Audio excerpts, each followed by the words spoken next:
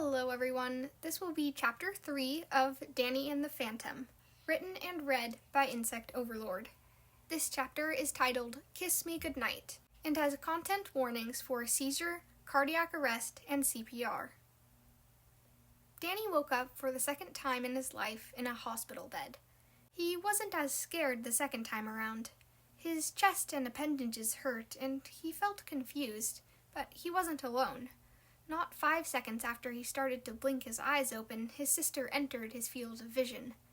"Danny, are you feeling all right?" she asked quietly, reaching out to hold his right hand between hers. Danny looked down at their hands, perplexed. He didn't know why he was so confused at the sight of hands, but his brain was telling him that they were something new, and he couldn't wrap his head around what they were. He felt like he should know, that the answer was obvious, but it lurked just outside of his reach. Danny hummed in response to Jazz, unable to tear his eyes away. What the F was a hand? Gradually, over the course of the next few minutes, the confusion that permeated all 4 corners of his mind dissipated, and Danny came back to himself, feeling silly. He had never felt that mystified by something so mundane before. When the emergency room staff went to check on him, they and his parents explained what had happened. He had a tonic-clonic seizure when he passed out, something they knew was a possibility after his electrocution, and then his heart stopped beating. Before they left the hospital the first time, his parents had been briefed on what to do if he had a seizure. His mom had turned him on his side and timed the seizure, while his sister moved things on the floor out of his reach, and his dad called an ambulance.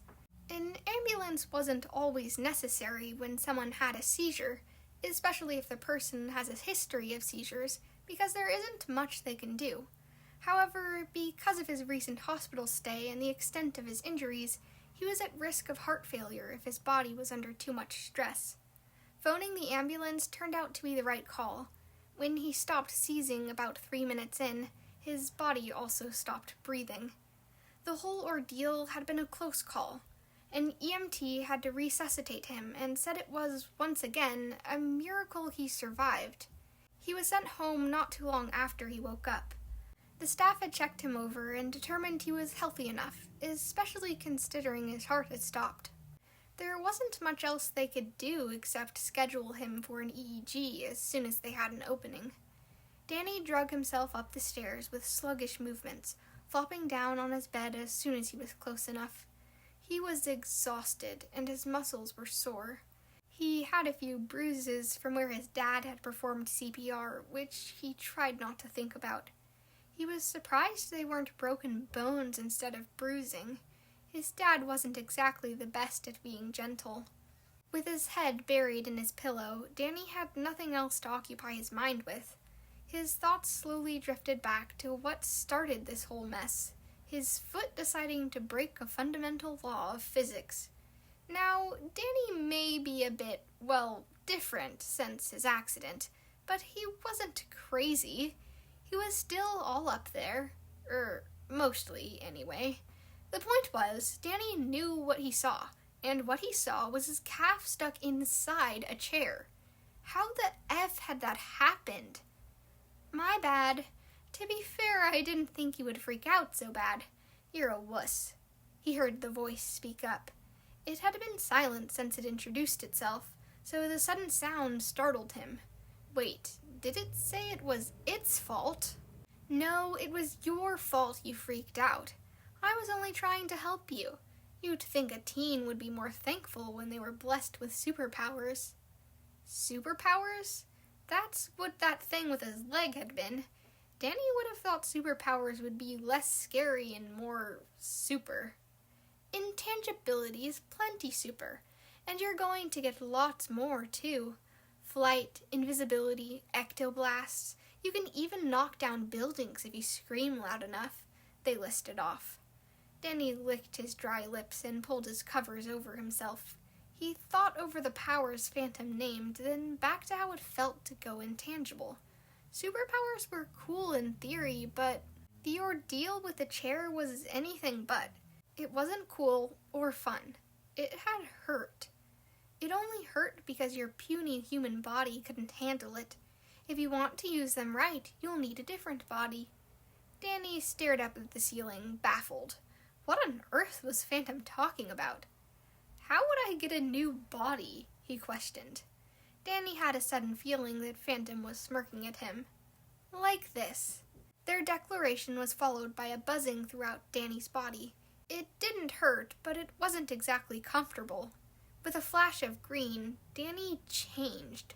He didn't know how, but he knew he wasn't human anymore. If asked to put it into words, Danny would say the human language couldn't encapsulate what he felt. It was as if he was suddenly occupying a corpse. He couldn't hear the blood in his ears, and his skin was oddly cool, though it didn't feel cold. The ache that he hadn't noticed permeating his body was gone. His clothes were gone too, replaced with the inverse of his hazmat suit, and he was consciously aware of how still his chest was. Danny thought he should be freaking out, and indeed he had been from something similar not 3 hours before, but he was surrounded by a calming, apathetic aura that wasn't his own. In the back of his mind, he could hear a voice screaming, telling him something was fundamentally wrong, that he needed to fix it before it got worse. It was easy to ignore. He mused aloud, turning his hands over in front of his face. He could move his left arm normally, something he hadn't been able to do since his trip to the basement. He felt like that should spook him more than it did. Cool, right? And your new look isn't the only thing. You can use all sorts of powers in this form. Much better than being human, right? Danny agreed. It was much better. He felt a pull at his hand, and he obliged, rising it up in front of himself. A blast of cold shot from his hand, encasing a stuffed animal that rested on his shelf across the room. It tipped at the sudden weight, falling to the floor with a quiet thunk. He pulled his hands back to stare at it. That had come from him. Maybe he could do this power thing after all. He heard the creak of his door, and as suddenly as he had changed, he reverted back to regular boy Danny Fenton. The shock of his emotions and thoughts sliding back into place made him dizzy. He felt like they had been trapped behind a glass wall. He could hear them, understand them, but not feel them. The light growing from the crack in his door reminded him he was supposed to be asleep, and as quickly as he could, he tucked himself back under his covers and closed his eyes. He heard soft footsteps near his bed, and then a shadow cast over his eyelids. A large hand brushed his bangs off his head. Then something soft met his forehead. He didn't let himself open his eyes until the door closed and the footsteps faded. Was he just kissed goodnight? Jack Fenton knew he wasn't the best father. Heck, he couldn't even think of himself as a good father after what he did to his son. Gosh, his son. His only son. When Danny had come out as trans at 10 years old, Jack had been so proud. It took guts to speak up about that, and he knew he must have done something right if his kid trusted him with it. He had made a point to do all the stereotypical father-son bonding activities with him, from fishing to camping to baseball. He hadn't had much time, of course, because of his research, so he gathered whatever scraps he did have to spend with him. Danny had never complained. He was never one to complain, really. He eagerly took whatever time Jack offered, cherishing it like a starving man would bread. He never stopped to ask himself why that was. Although he appreciated any time he could spend with his dad, Danny hadn't particularly enjoyed any of their activities. Any, that is, except stargazing. It was their first camping trip. Their only camping trip after his and Maddie's schedules filled with research for the portal. Danny was helping set up tents with Jack while Maddie and Jazz unloaded their gear from the car. It was a split-second decision, as most of Jack's were. He noticed the sun going down and thought they could watch the sunset together. He left Danny to finish the tents and headed to the Fenton family Ghost Assault vehicle to find a blanket. When he opened the car door, he noticed one of the wrist rays he had packed had a snapped wire. He reached into his belt to grab a tool, intending to quickly fix the thing. His family needed to be safe, after all. 10 minutes later, he noticed the blanket stashed under the passenger seat out of the corner of his eye. Suddenly remembering his goal, Jack placed the ray on the dash and brought the blanket over to his son. The first thing he noticed was that Danny had set up all the tents on his own. He felt a twinge of guilt, but quickly squashed it. He would make it up to him. "Dano," he called. "I thought we could watch the—" He trailed off when he noticed the sun had already set. His heart dropped, and he geared himself up to apologize when he noticed his son brighten. "We're going to watch the stars?" he asked excitedly. "I didn't know you remembered I liked them." Danny looked so happy, so proud his dad had remembered his interests. Jack didn't have the heart to tell him he forgot.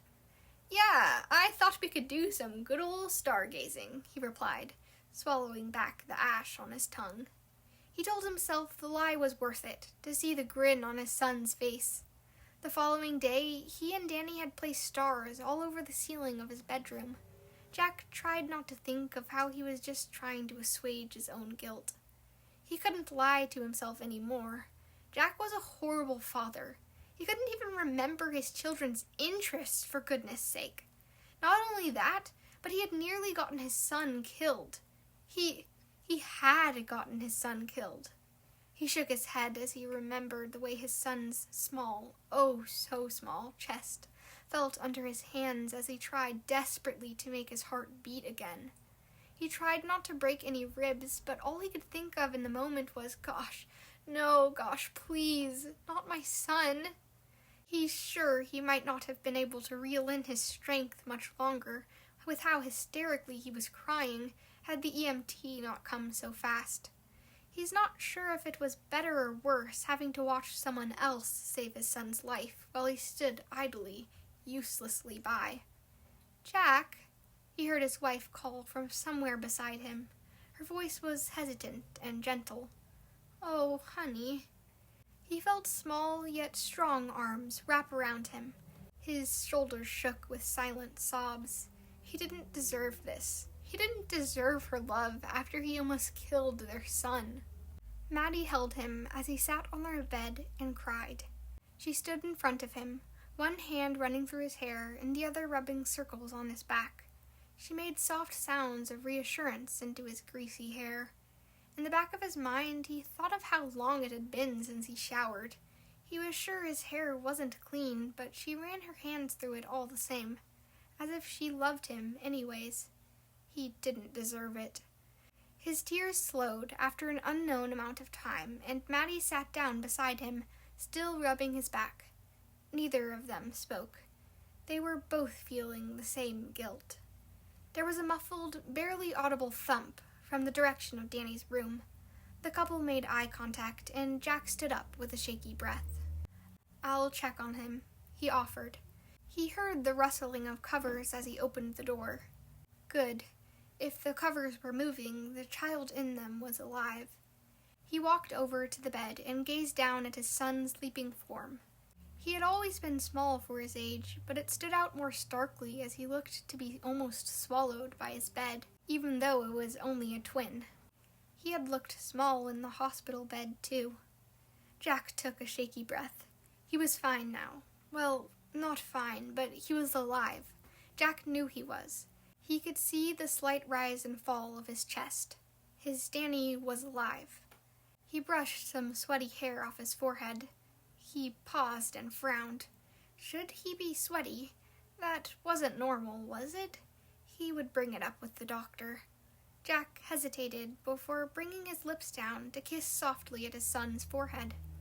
When was the last time he had tucked in his kids, kissed them goodnight, said, "I love you"? He couldn't remember. That was going to change.